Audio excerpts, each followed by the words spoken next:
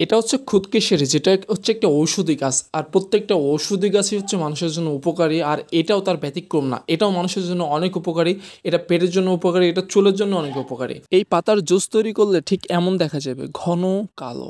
আর এটা যদি আপনি চুলে মাখেন তাহলে চুলের গোড়া হবে অনেক শক্ত, অনেক কালো, আর চুল পড়া রোধ হবে। আর এটা পেটে ব্যথার ক্ষেত্রেও অনেকটা কাজ করে। আজকে আমি এই পাতার জুস তৈরি করেছি এই জন্য যে আমি এই পাতার জুসটা আজকে মাথায় মাখবো।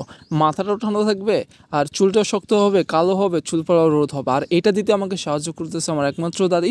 আর দাদি একটু প্রাচীনকালের মানুষ, তো এই জন্য আর কি অন্য মাইন্ডের।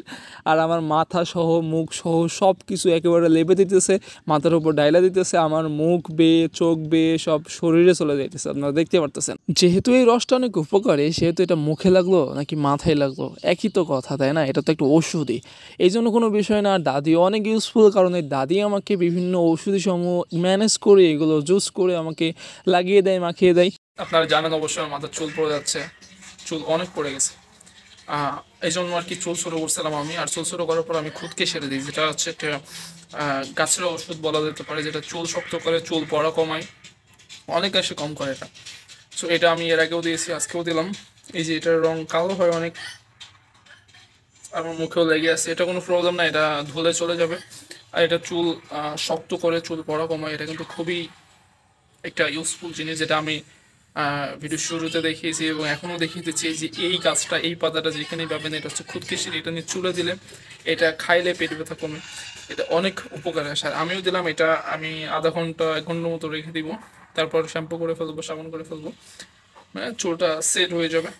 বা এটা চুল পড়া কমায়, চুলের গোড়া শক্ত করে। এটা যাদের চুল পড়ে যাচ্ছে তারা বিভিন্ন প্রকারের ওষুধ না মেখে, ওষুধ না খেয়ে, আপনারা এই যে যেগুলো প্রাকৃতিতে পাওয়া যায় গাছের ওষুধ এইগুলো আপনারা দিতে পারেন, খাইতে পারেন, মাখতে পারেন, আপনার সমস্যার সমাধান হবে।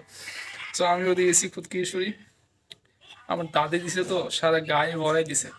এটা চাইলে খাইতেও পারেন, আর যদি খুঁজেই না পান একান্ত আমার কাছে চলে আসবেন, আমি আপনাকে বাস্তা ভরে আপনার কাছে দিয়ে দিব, আপনি নিয়ে গিয়ে সারা বছর মাখবেন, ফোরাবে না, অন্যকে দিবেন, ফোরাবে না। ওকে, তো আজকে এই পর্যন্ত, ভালো থাকবেন, সুস্থ থাকবেন।